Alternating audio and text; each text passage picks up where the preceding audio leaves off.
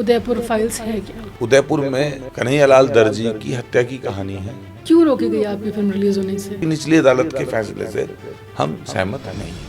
अब आप बहुत ज्यादा हेट स्पीच देते हैं मुस्लिमों को अगेंस्ट। कन्हैयालाल के हत्यारे अगर मुस्लिम है तो मैं क्या करूं? नहीं, कन्हैयालाल की बात करोगे तो हिंदू मुस्लिम एंगल होगा। कि हिंदू पहले सोच रहा था कि देखेंगे, अब वो कह रहा है जरूर देखेंगे। अब वो गुस्सा बन गया है। मैंने इस फिल्म की कमाई कन्हैयालाल जी के परिवार को ही देने की घोषणा कर रखी है। ट्रेनिंग कैंप बनाने हैं, हथियार चलाना सिखाना है हिंदुओं को। तो आपकी अगली फिल्म क्या मदनी भी बनने वाली है? बनाएंगे मदनी पे एक बदनाम मदरसा।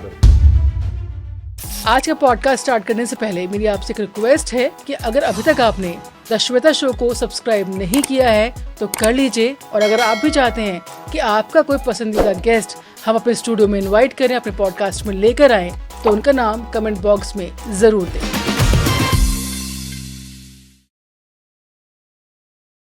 नमस्कार, स्वागत है आपका द श्वेता शो में। आज के हमारे पॉडकास्ट के गेस्ट हैं most controversial producer Amit Jani. Amit ji, welcome to our show. Thank you very much. Amit ji, आप मोस्ट कंट्रोवर्शियल प्रोड्यूसर हैं। आपकी हर फिल्म आने से पहले विवादों में होती है। एक और फिल्म आ रही है उदयपुर फाइल्स, उसमें भी कोर्ट ने स्टे कर दिया। आखिर ऐसा बनाते क्या हैं आपके हर पे कंट्रोवर्सी है? देखिए, जितनी मूवी आज तक देश में आई हैं, अगर उन सबकी कंट्रोवर्सी शामिल करोगे तो मेरी मूवी में कोई कंट्रोवर्सी नहीं है।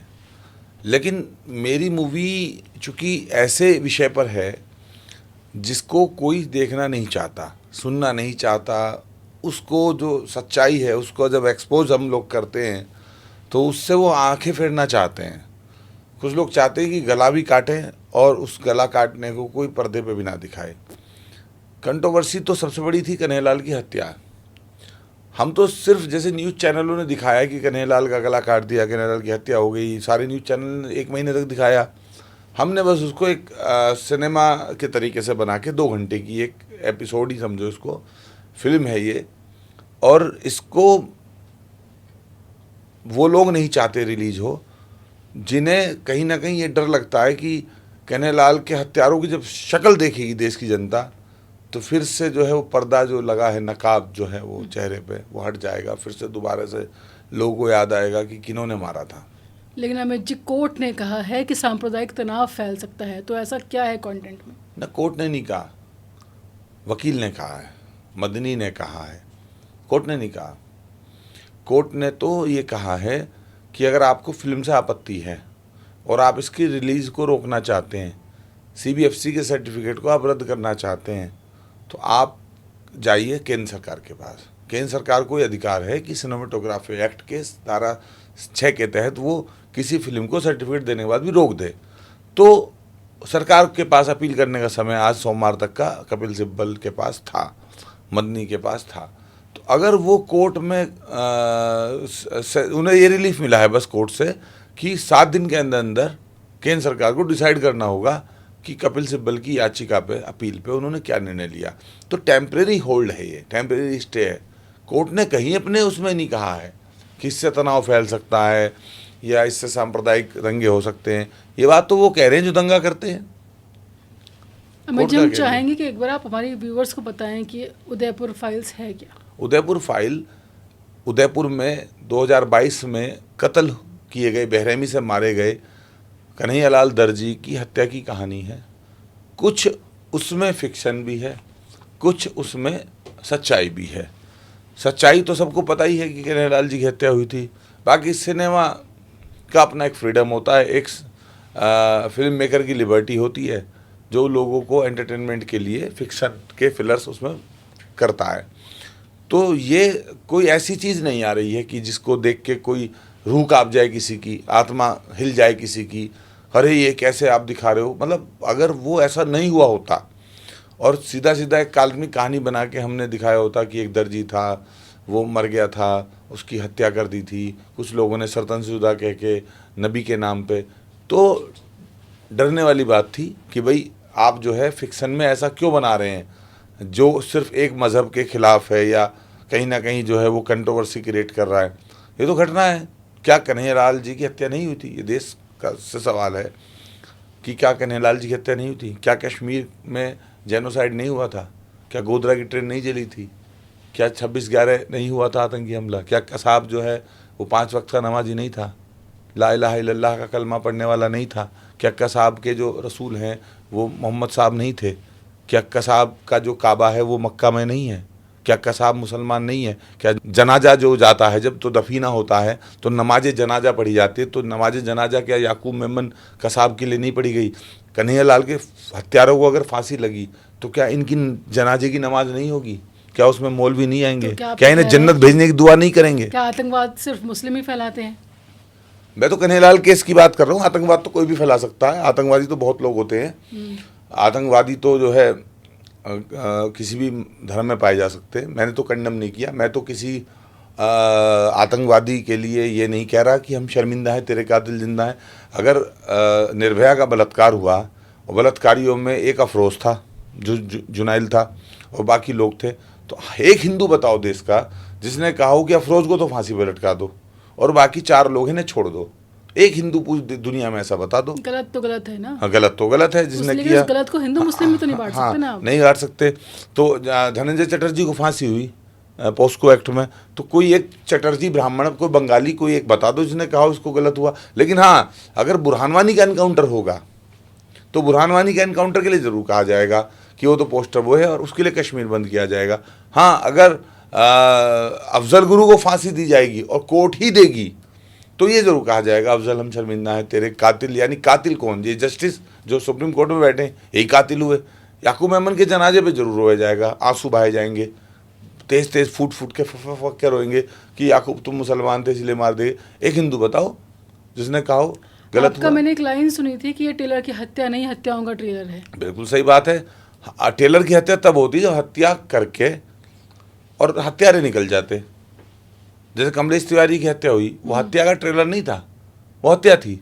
लेकिन पहले वीडियो बनाना कि हम मारेंगे 8 दिन के अंदर अंदर, फिर मारते हुए वीडियो बनाना, फिर कत्ल करने के बाद वीडियो बनाना, और वीडियो में ये कहना कि ये जो चाकू है वो नूपुर शर्मा के गले भी पहुँचेगा, मोदी योगी तुम्हारे गले पे भी पहुँचेगा, और बाकी लोगों से आह्वान करना कि एक का तो हमने काम तमाम कर दिया है और बाकियों को तुम मार देना अल्लाह के नाम पे 72 हूरों के चक्कर में। तो ये तो हत्याओं का ट्रेलर ही है। आप पहले फिल्म ट्रेलर दिखा रहे हो, फिर कह रहे हो फिल्म अभी बाकी है, अभी मोदी योगी भी बाकी है। तो फिल्म कब तक रिलीज होगी अमित जी? अब वो तो सुप्रीम कोर्ट तय करेगी। तो आपका क्या नेक्स्ट स्टैंड क्या होगा? हम आज सुप्रीम कोर्ट गए हैं अपनी याचिका लेके, और सुप्रीम कोर्ट में क्या तय होगा ये तो कोर्ट ही बताएगी सब ड्यूटी से। अच्छा, उदयपुर जब आपने बनाने की सोची तो आपने उनकी फैमिली से संपर्क किया होगा, तो फैमिली का क्या रिएक्शन था? फैमिली तो चाहती थी कि उनकी कहानी, उनका दर्द, उनकी पीड़ा, उनकी चीखें, उनकी जो आंसू हैं वो पूरी दुनिया देखे। और फिल्म में कोई एंटी मुस्लिम कुछ भी नहीं है, सब जो है वो कन्हैया लाल के पक्ष में है। कन्हैया लाल का दर्द है। एंटी मुस्लिम एक सीन कोई मूवी में एंटी मुस्लिम नहीं है, नहीं है। आपने नुपुर शर्मा का वो भी स्टेटमेंट भी इस फिल्म में लिया है, उसका क्या मकसद है? देखिए, अगर कुछ भी एंटी मुस्लिम होता तो क्या सेंसर बोर्ड हमें सर्टिफिकेट देता? पहली बात। हवाई बात तो हम कर नहीं रहे। हम ये जो ट्रेलर रिलीज़ कर रहे हैं, ये जो मूवी रिलीज़ कर रहे हैं सिनेमाघरों में 11 जुलाई जिसकी डेट थी, वो सेंसर सर्टिफिकेट लेने के बाद ही तो हमने डिक्लेयर की थी। ऐसा तो नहीं कि हमारी मर्जी हम जब रिलीज़ करें।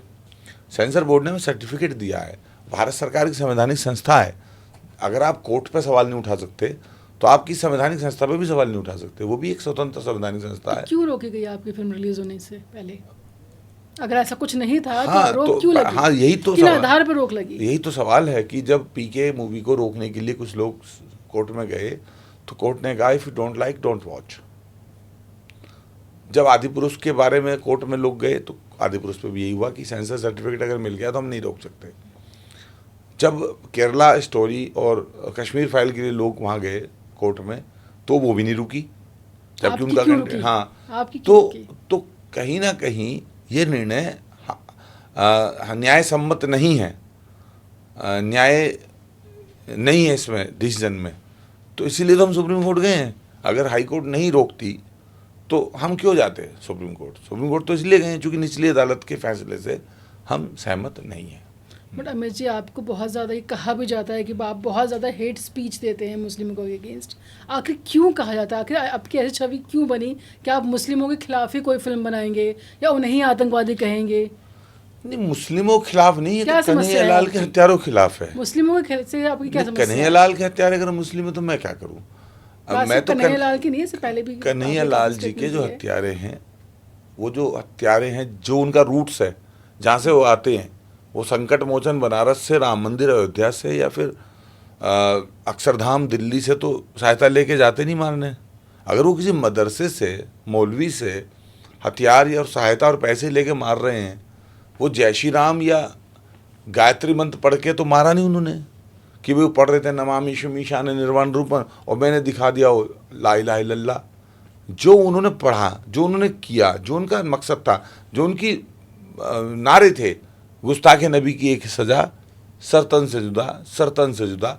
तो सरतन से जुदा वो कह भी रहे हैं, वो मार भी रहे हैं, हम उन्हें दिखा रहे हैं। तो अच्छे मुसलमानों को अगर है इस धरती पे कहीं, तो उन्हें आके हमारा समर्थन करना चाहिए। क्यों अच्छे मुसलमान नहीं है? नहीं है तो समर्थन करें ना, मैं क्या कह रहा नहीं है, मैं कह रहा हूँ जो धरती पे अच्छे मुसलमान हैं वो आके हमारा समर्थन करें और वो हमसे कहें कि आपने बहुत अच्छा दिखाया है, इस्लाम में दहशतगर्दी के लिए कोई जगह नहीं है, इस्लाम में आतंकवाद की कोई जगह नहीं है, ये जो दो लोग हैं ये हमारे कुछ नहीं लगते, आपने इनके खिलाफ जो दिखाया अच्छा है और हम आपके साथ खड़े हैं। कहें क्या आपकी फिल्म पॉलिटिकल इन्फ्लुएंस्ड है? क्या किसी राजनीतिक पार्टी पॉलिटिकल को? नहीं होती कोई फिल्म ना, पॉलिटिकल नहीं होती फिल्म। तो बहुत सारी आई हैं, जवान भी आई है, पठान भी आई है। और जवान का वो डायलॉग था, वो इसमें सवाल करता था शाहरुख खान की, जब तुम्हारे घर पे नेता आए तो उससे पूछो उसने तुम्हारी सड़क के लिए क्या किया है, शिक्षा के लिए। और लोग ताली बजा के आते थे। तो पॉलिटिक्स की बातें तो ऐसी फिल्मों में थी। राजनीति एक सब्जेक्ट है, राजनीति पे तो खुद पे मूवी आई हैं। प्रकाश झा बड़े बड़े डायरेक्ट किए हैं उन्होंने, गंगा जल अपहरण जैसी, राजनीति जैसी मूवी। और बहुत सारी फिल्में हैं जिनमें नेता भी दिखे हैं आपको, जिनमें आपको जो है सियासत दिखी है, मुंबई में माफिया, ये वो, मुख्यमंत्री, प्रधानमंत्री, रैलियाँ, चुनावी। हमारी मूवी में कुछ नहीं है, पॉलिटिक्स तो है ही नहीं बिल्कुल भी। हमारी फिल्म में आपको पूरी फिल्म में एक नेता नहीं दिखेगा, ना मोदी, ना अमित शाह, ना योगी, ना क्या बोलते हैं वसुंधरा, ना कोई भी नहीं है। तो आपने ऐसे आज तक कौन कौन सी फिल्में बनाई हैं जो मुस्लिमों पर आधारित नहीं है, जेनरिक हैं, जिसमें लगता है कि देश के लिए आप कुछ मैसेज दे रहे हैं? मतलब ऐसी कौन सी फिल्में आप मुझे बताइए कि आपने जो मुस्लिम विचारधारा के अगेंस्ट। मेरी अभी हॉरर मूवी है, वो मैंने लिखी है, अभी लिखी है? हाँ, वो शूटिंग चल रही है उसकी, बड़ी कास्ट के साथ में। तो वो, लेकिन अभी तक कोई बनाई नहीं ना आपने ऐसी जो मुस्लिम विचारधारा के खिलाफ ना हो। नहीं, मेरी पहली मूवी है ये, जो प्रोड्यूसर, एज ए फाइनेंसर मैंने बहुत फिल्में फाइनेंस की। वो कौन सी फिल्में थी? वो सब फिक्शन थी।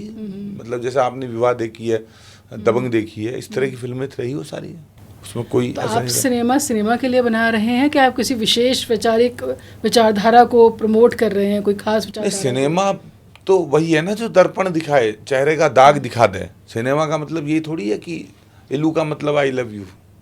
सिनेमा मतलब यही थोड़ी है कि डॉन को पकड़ना मुश्किल ही नामुमकिन है। यानी कि आपने एक दाऊद इब्राहिम को इतना ग्लोरीफाई कर दिया कि पूरी दुनिया की इंटरपोल उसके सामने कुछ भी नहीं है। वो कह रहा है कि डॉन का इंतजार तो इतने मुल्कों की पुलिस कर रही है, लेकिन डॉन को पकड़ना मुश्किल ही नामुमकिन है। यानी कि आतंकवादी जो है, जिस पर इंटरपोल का इनाम है करोड़ों रुपए का, आपने उसे कैसे ग्लोरीफाई किया? Haji Mastan, once upon a time in Mumbai, आपने कैसे हाजी मस्तान को ग्लोरीफाई किया? आपने जो है साबुद्दीन पे वेब सीरीज़ बनाई, आपने शिवप्रकाश शुक्ला वेब सीरीज़ बनाई, आपने जो आनंदपाल सिंह वेब सीरीज़ बनाई, आप लोगों ने जो है गांधी की हत्या फिल्म बनाई, आपने मैंने गांधी को क्यों मारा, नाथुराम गोडसे को जो है फिल्म में दिखाया। कौन से सब्जेक्ट नहीं है जो फिल्मों में? तलवार पे मूवी नहीं बनी?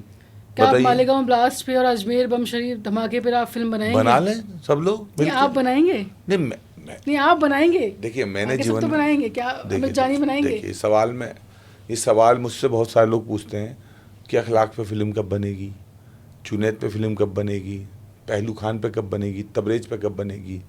तो मैं सवाल पूछने वाले से पूछता हूँ, जो मतलब उधर से पूछते हैं कि आप क्या करोगे भाई, सारी फिल्में हमसे बनवाओगे? तुम्हारे प्रोड्यूसर नहीं है, डायरेक्टर नहीं है, पैसा नहीं है तो जकात ले लो, नहीं है तो चंदा इकट्ठा कर लो, बना लो फिल्म। किसने मना किया? मदनी पे पैसे नहीं है। मदनी के समर्थक हमसे पूछ रहे हैं कि मालेगांव पे कब मूवी बनेगी या अखलाक पे कब बनेगी। तो मैं कह रहा हूँ कि आप बना लो ना, आपको किसने रोका? अगर अखलाक की मूवी का हम विरोध करें तो कहना, अखलाक की हत्या पे अगर आप मूवी बनाओगे हम विरोध नहीं करेंगे। तो हम विरोध करना जानते ही नहीं। अमित जानी नहीं बनाएंगे? अमित जानी का एक जोन, अमित जानी सिर्फ मुस्लिम विरोधी नहीं, ऐसा नहीं है। अमित जानी के पास बहुत सारी अभी लाइनअप है। एक्चुअली क्या है कि अमित जानी के पास श्रद्धा वालकर जैसे इश्यूज अभी जो जिस पे होमवर्क हो रखा है, वो अमित जानी को पूरा करना है, 35 टुकड़े। अमित जानी को एक देवबंद से रिलेटेड एक मूवी है, वही मुस्लिम विरोधी बनानी हाँ, है। वो पूरी करनी है। आप किसी विचारधारा को प्रमोट कर रहे हैं अमित जी? नहीं, मेरी तो एक ही विचारधारा है। व्यक्तिगत तो मेरी हिंदुत्व की विचारधारा है, मेरी व्यक्तिगत हिंदुत्व की विचारधारा। व्यक्तिगत से मतलब नहीं है, फिल्म व्यक्तिगत से नहीं चलती। फिल्म में तो आपको वो दिखाना पड़ेगा जिसको सेंसर बोर्ड मान ले। पहले फिल्में आती थी, हाथी मेरे साथी, उसमें हाथी होता था, राजेश खन्ना का दोस्त, एक कुत्ता दिखाते थे, घोड़ा दिखाते थे, वो दोस्त होता था। आज तो आप वो भी दिखा नहीं सकते। नहीं, आप दिखाइए, आप बनाइए। नहीं, आज तो आप अगर एक कुत्ते को भी दिखाएंगे, मदनी कहता ना मुझे दिखाया मुझे, तो उसकी भी एनओसी लेनी पड़ेगी आपको एनिमल डिपार्टमेंट से। तो जब उसे नहीं दिखा सकते तो मदनी को कहाँ से दिखा दिया हमने, बताइए? मदनी को तो दिखा नहीं सकते, तो मदनी की एनओसी हम पे है ही नहीं। तो एनओसी जिसकी होती है आप उसे दिखा सकते हैं। कहने लाल की पत्नी की हम पे एनओसी है, बच्चों की एनओसी है, इसलिए हमने उनको दिखाया है। बाकी कोई हमने ऐसा व्यक्ति नहीं दिखाया जो अवांछित हो। अब तक ये फिल्म किस किसने देखी है? हमें तो बनाई ही है, बाकी हमारे अलावा अगर देखी है तो कपिल सिब्बल ने देखी है। तो कपिल सिब्बल को रोना चाहिए था फिल्म देख के, आंसू आ जाने चाहिए आँख में, दर्द है उस फिल्म में। आतंकवाद तो है ही नहीं, एक गला काटने के अलावा कुछ है ही नहीं। तो जैसे कश्मीर फाइल थी, कश्मीर फाइल तो एक बड़ा जेनोसाइड था। उसमें कोई पानी गेहूं की टंकी में मार रहा है, कोई जो है तालाब में मार रहा है, कोई आरा मशीन से काट रहा है, कोई जो है लाइन लगा के गोली से भून रहा है। उसमें बहुत सारी हत्याएं थी, तो बहुत सारी चीज़ें थी। हमारी में तो एक ही तो व्यक्ति की हत्या हुई है, एक ही तो व्यक्ति की हत्या हुई है। हमने तो और कोई हत्या दिखाई भी नहीं एक के अलावा, वो भी रियल है, दस्तावेज पे। लेकिन आप बार बार मुस्लिम समुदाय को देश का खतरा बता रहे हैं। नहीं, मैं अफजल गुरु आप को, एक सोच हो, आप इसको स्वीकारिए कि आप किसी एक सोच को प्रमोट कर रहे हैं। नहीं, मैं अफजल गुरु को हमेशा देश के लिए खतरनाक बताऊंगा। उसके समर्थन में जो लोग हैं वो हमेशा मेरे खिलाफ खड़े होंगे। अभी एक फिल्म, ये वेब सीरीज आई, एक बदनाम आश्रम, देखिए आपने? देखिए, बॉबी देओल की। अब अगर एक बदनाम मदरसा में बना दूं तो मेरे पे सवाल खड़े हो जाएंगे, लेकिन एक बदनाम आश्रम बनाने वाले से सवाल कोई नहीं पूछता है, ना मीडिया पूछती है, ना पॉडकास्ट वाले पूछते हैं। लेकिन वो तो स्टोरी रियल थी, उस पे बकायदा तो रियल ही बनाऊंगा मैं भी, ये भी तो रियल है कन्हैया लाल की, मैं भी रियल ही बनाऊंगा। तो आप सिर्फ हिंदू मुस्लिम ही देख रहे हैं ना, आप कुछ और देख ही नहीं रहे। वहाँ भी तो वही है, बहुत सारे टॉपिक है, शिक्षा है, करप्शन है, बहुत सारे टॉपिक है, आप उसमें तो बना तो रहे, बता तो रहा, एक हॉरर मूवी बन रही है, वो एक बड़ा सब्जेक्ट है, बन रही है ना। सब्जेक्ट है हॉरर फिल्म? हॉरर मूवी जो है थिएटर्स की कहानी है, बच्चों की, जो मंडी हाउस में यहाँ वहाँ अपने लाइफ के लिए आते हैं, फिर उनको जो है सिनेमा में बहुत संघर्ष करना पड़ता है। डायरेक्टर प्रोड्यूसर उन्हें चांस देने, मुस्लिम एंगल है, डायरेक्टर प्रोड्यूसर उसमें चांस देने के नाम पे उनके साथ जो है शोषण करते हैं। कैसे जो है वो कैमरे के पीछे बिहाइंड द सीन होता है, कैसे जो है कास्टिंग होती है, उसमें कोई हिंदू मुस्लिम नहीं है, क्योंकि वो सब्जेक्ट है वही।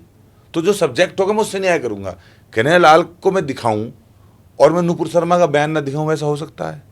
कन्हैया लाल को दिखाऊं और हत्यारे ना दिखाऊं, हत्यारे दिखाऊं उनके सिर पर टोपी ना दिखाऊं, नहीं, हत्यारे दिखाऊं उनके सिर पर टोपी ना दिखाऊं, ऐसा हो सकता है? वो तो पहन के आए थे ना टोपी। हत्यारे दिखाऊं, सरतन से जुदा के नारे ना दिखाऊं, ऐसा हो सकता है? जब फिल्म ही कन्हैया लाल की है तो बढ़ के, अब वो फिल्म थिएटर्स की है, उसका टाइटल ही हॉन्टेड थिएटर है। तो 2 बच्चे उसमें जो है वो सुसाइड कर लेते हैं, प्रोड्यूसर से वो एक लड़की को वो रेप कर देता है, फिर वो आत्मा बन जाते हैं। पूरा एक वो है कि वो प्रोड्यूसर हिंदू है मुस्लिम? वो हिंदू है, सब उसमें मुस्लिम है ही नहीं कोई कैरेक्टर, सब हिंदू ही हैं। उसमें लेके पानी पिलाने वाले कॉलेज के चपरासी से प्रिंसिपल तक, प्रोड्यूसर से लेकर कास्टिंग डायरेक्टर सब हिंदू हैं। हिंदू मुस्लिम का एंगल ही नहीं है, क्योंकि वो उस समस्या पे है जो बॉलीवुड की समस्या है, फिल्म इंडस्ट्री की जो प्रॉब्लम है वो उस पर है। कल को अगर हम उस पर अतिक्रमण पे बनाएं कोई मूवी, तो उसमें अतिक्रमण ही होगा, उसको जस्टिफाई करेंगे।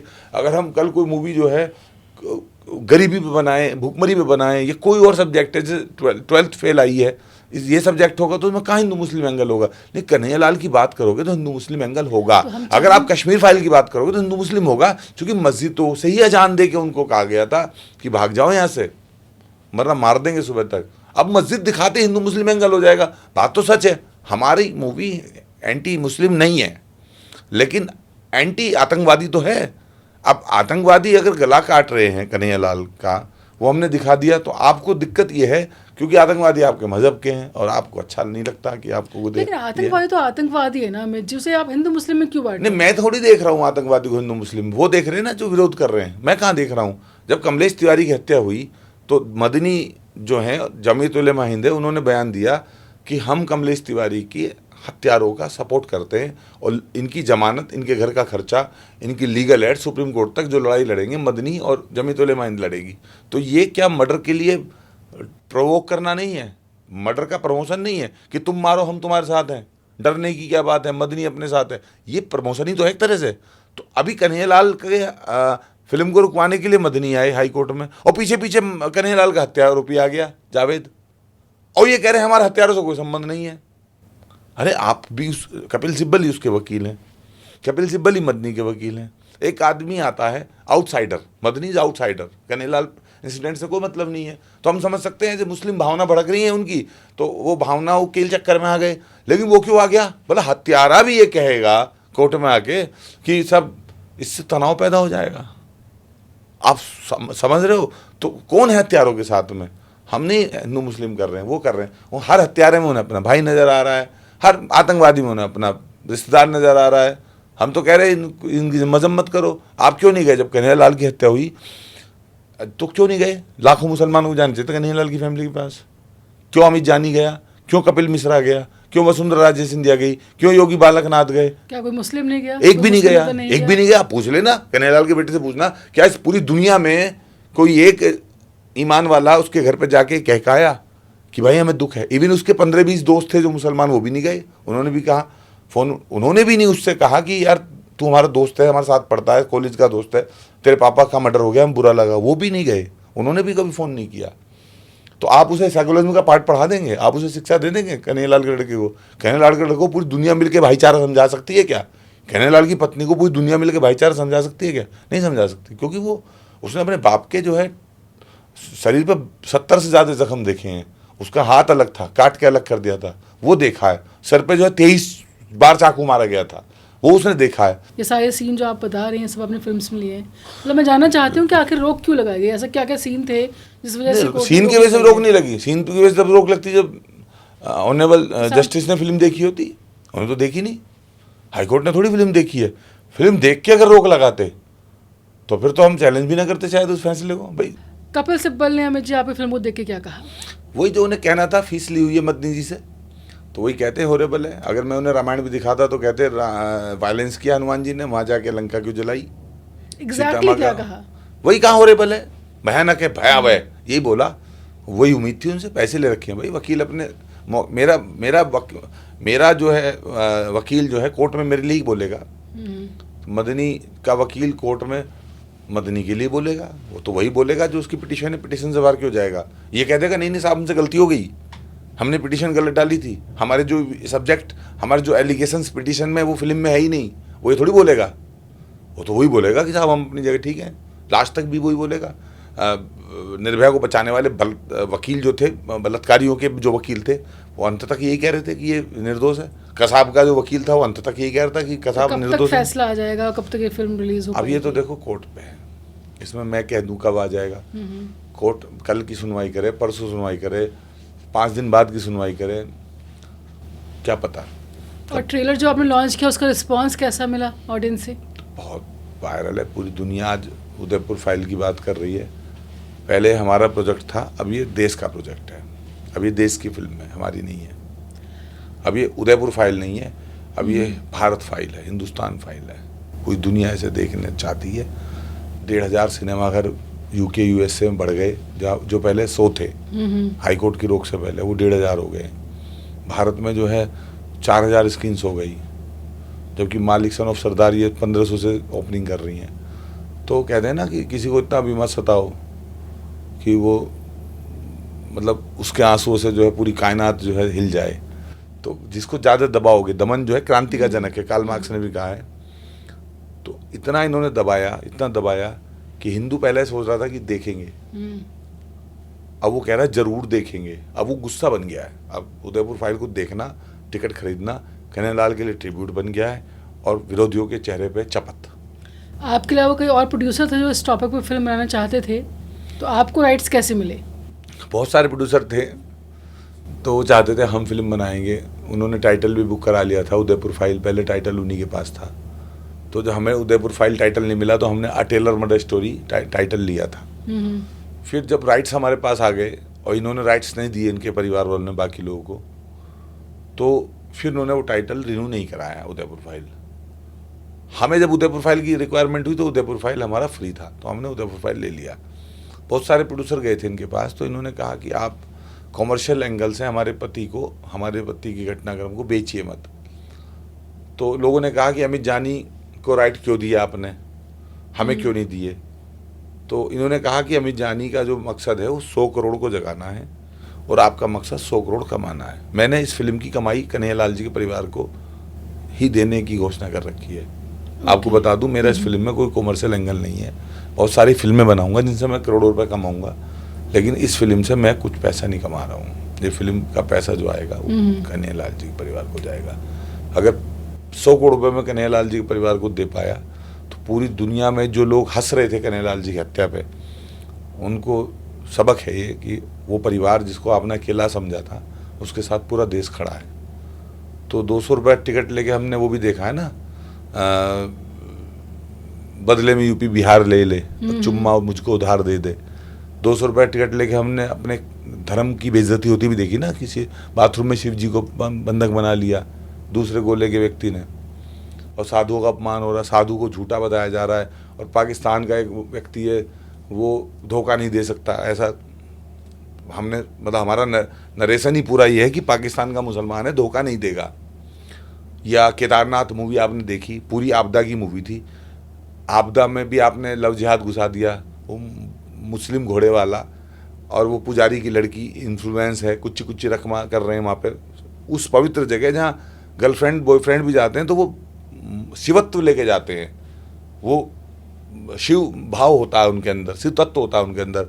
वो जैसे वैष्णो देवी जाता है, वो कपल भी जाता है, शादीशुदा हो या बॉयफ्रेंड गर्लफ्रेंड हो, तो उनके मन में वो माता रानी का ही भाव होता है। वो दर्शन करने गए हैं, चाहे वो यही कहने गए हो कि हमारे माँ बाप हमें पेड़ पर न लटका दें मार के, भाई बचा लेना, भाई शादी करा दें। लेकिन वो हिंदू कपल पे तो जाते ही हैं हनीमून के, शादी के बाद जाते हैं। हनीमून के लिए जो है वो केदारनाथ नहीं जाते, लेकिन शादी के बाद वैष्णो देवी नहीं जाते, वैष्णो देवी नहीं जाते, वो आशीर्वाद लेने जाते हैं। वो जो वैली है, केदारनाथ की वैली जो है, उस वैली में आप जैसे मदिरा पान नहीं कर सकते, जैसे आप उसमें मीट का भक्षण नहीं कर सकते, ऐसी जो एक निषिद्ध चीज है, निषिद्ध तो है ये धार्मिक स्थलों पे, वहाँ पे आप ऐसा कोई कृत्य नहीं कर सकते जिसको आप जो है धर्म विरुद्ध मानते हैं। तो ये तो गलत ही दिखाया था उसमें पूरा, कि वो गाना भी गा रहे हैं, घूम भी रहे हैं, वो love story affair. Hindu influencer हैं जो केदारनाथ जाके अपनी वो वीडियोस बनाते हैं, वो भी गलत है। हाँ गलत है, अगर कोई, मैं तो कह रहा हूँ गलत है, अगर गलत है वो देखिए काफी सारी ऐसी वीडियोस लेकिन फिल्म तो गलत ही है ना, वो तो गलत है ही जो ऐसे, हाँ जो इस तरह के लोग हैं जा रहे हैं वहाँ पे, और अगर वो वहाँ पे उसकी पवित्रता का ख्याल नहीं रख रहे हैं स्थान की, केदारनाथ की, बद्रीनाथ की या वैष्णो देवी की, तो गलत ही है। चाहे हिंदू हो चाहे मुस्लिम, दोनों मुसलमानों का तो है ही नहीं, वो हिंदुओं का ही है। हम थोड़ी जा रहे हैं मक्का मदीना में, मुसलमानों का तो है ही नहीं, वो हिंदुओं का ही है। केदारनाथ मुसलमानों के थोड़ी हैं। पशुपतिनाथ सबके हैं ना, नहीं ऐसा नहीं है, भगवान सबके कैसे हैं, भगवान कैसे सबके हैं, उनका भगवान अलग है, अपने हमारे भगवान अलग है, बिल्कुल अलग ही होगा। ईश्वर तो एक है, नहीं ईश्वर एक है, वो तो हमें सिखाया गया, उन्हें तो ये बताया गया कि अल्लाह के सिवाय कोई और माबूद नहीं है। हमें तो बताया गया कि अल्लाह भी वही है, राम भी वही है, उन्हें क्या बताया गया है। लेकिन अगर वो गए, अगर वो दर्शन कर रहे हैं तो इसमें दर्शन थोड़ी कर रहे हो, तो वहाँ आजीविका कमा रहे हैं, घोड़ा चला रहे हैं, दर्शन करने थोड़ी जा रहा है कोई। कौन मुसलमान दर्शन करने जा रहा है? हमें बीमारी है ये ख्वाजा चिश्ती अजमेरी की दरगाह पे जाके चादर चढ़ाने। अमित जी, हमने फिल्म की काफ़ी बात की, आप पहले एक राजनीतिक पार्टी में भी थे, तो मैं जानना चाहूँगी आप समाजवादी पार्टी में रहे हैं जो मुस्लिमों की हितैषी पार्टी कही जाती है, तो इस विचारधारा के साथ उस पार्टी में कैसे? जब भी तो रह पाया। मेरी विचारधारा ये है, उनकी विचारधारा है वो नमाजवादी, तो तभी तो मेरा निभा नहीं हुआ उनके साथ, मैं अलग हो गया। 2013 में मुजफ्फरनगर दंगे हुए, 13 में मैंने अखिलेश जी को कहा कि दंगा होने वाला है। 1.5 महीने से बता रहा था अखिलेश जी को कि दंगा हो जाएगा मुजफ्फरनगर में, कैराना सुलग रहा है, कांदला सुलग रहा है, शामली सुलग रही है, सुन ही नहीं थे वो। तो नतीजन वही हुआ जिसकी अपेक्षा थी। इसके अलावा राजा भैया वाला मामला था जिसमें जियाउल हक की हत्या हुई थी, कोसी कला का दंगा हुआ, बाकी बरेली में दंगा हुआ, अलीगढ़ में दंगा हुआ, मुरादाबाद में DIG अशोक का सिर फोड़ा गया। तमाम बातों पे मेरा विरोधाभास रहा, और जब बहुत ज़्यादा विरोधाभास बढ़ गया तो 2014 में मैं अलग हो गया था। लेकिन आपको शिवपाल सिंह यादव को बहुत करीबी माना जाता है। शिवपाल जी से मेरा संबंध अलग है। शिवपाल जी तो समाजवादी पार्टी को ही डेंट करने के लिए थे ना। शिवपाल जी ने पार्टी बनाई थी 2016 में, जब मैं उनके साथ गया तो सपा को मजबूत करने थोड़ी गया था। अखिलेश उनके भतीजे हैं, मेरे थोड़ी भैया लगते हैं, उनके तो भतीजे हैं। तो वो लड़ रहे थे लड़ाई पॉलिटिकल, तो मकसद क्या था? समाजवादी पार्टी को नुकसान करना। तो मैं तो अपना काम कर रहा था। जब प्रसपा का विलय हुआ दोबारा सपा में तो मैं नहीं गया, क्योंकि सपा को मजबूत नहीं कर सकता। तो क्या आप बीजेपी ज्वाइन करने की सोच रहे हैं? नहीं, बीजेपी जो पार्टी तो मैं ज्वाइन आगे राजनीति को लेकर क्या सोच रहे हैं? कुछ नहीं है अभी फिलहाल। हिंदुत्व को मजबूत करना है, सनातन को मजबूत करना है, उसी के लिए यात्राएं करनी है, उसी के लिए लोगों को संगठित रखना है। कैसे मजबूत कर रहे हैं आप सनातन को?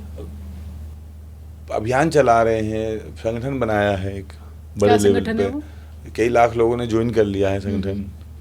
जब आपको कई लाख लोग दिख रहे हैं सड़क पे, ये सब आज जो चल रहा है संगठन के लोग हैं। विचारधारा के तौर पे हिंदू एक्शन फोर्स के नाम से बनाया है, हिंदू एक्शन फोर्स। तो उसी संगठन को व्यापक करना है, करोड़ों लोग उसमें शामिल करने हैं, ट्रेनिंग कैंप बनाने हैं, हथियार चलाना सिखाना है हिंदुओं को, प्रशिक्षण देना है उन्हें, taekwondo, martial art, judo, karate, black belt देनी है उन्हें कराटे में, उन्हें कॉमनवेल्थ के लिए तैयार करना है, स्पोर्ट्स में उन्हें हाई लेवल पे चले जाएं, एटलीस्ट शूटिंग में बहुत अच्छे रहें, और स्विमिंग वगैरह सीख ही उन्होंने, ताकि आपदा हो तो मतलब जब देश पे आपदा आए तो ऐसे ना हो ममाज बोए ट्विंकल ट्विंकल लिटिल स्टार वाले ना हो। ऐसे कैंप बनाने बहुत सारे पूरे देश में। तो अभी तक कितने लोग ज्वाइन कर चुके हैं? लाखों लोग ज्वाइन कर गए, लाखों, 1.5 लाख से ज्यादा ऑन रिकॉर्ड है। तो सब कोई ऐप है, कैसे ज्वाइन? अगर कोई जुड़ना चाहे तो आप वो कोई जुड़ता है तो सीधा जो है हमारे इंस्टाग्राम पे आता है, तो उसको जो जवाब मिलता है, उससे कांटेक्ट हो जाता है, नंबर डालते ही फिर उसकी पूरा डेटा जो है मेल पे आ जाता है,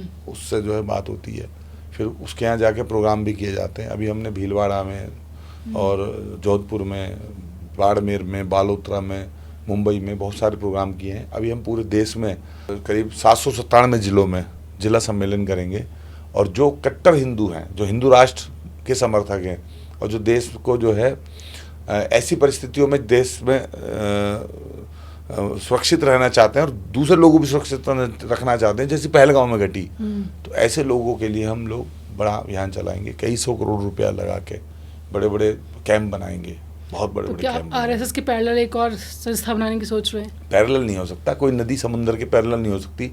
आरएसएस तो महासागर है, तमाम नदियाँ उसमें मिलती हैं। हिंदू जागरण मंच, विश्व हिंदू परिषद, बजरंग दल, दुर्गा वाहिनी, तमाम संगठन जो है।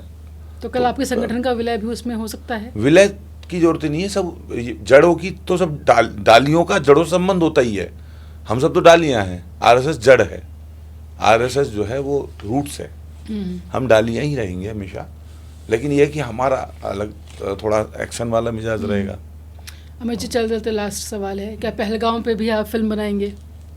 मेरे ख्याल से हमसे पहले ही बना देगा कोई, हमसे पहले ही कोई बना देगा, क्योंकि जब पहलगांव घटना हुई थी तो उसी रात कम से कम 50 से ज़्यादा प्रत्यावेदन ऑपरेशन सिंदूर को लेके आए थे फिल्म मेकर कंबाइन के पास और इम्पा के पास।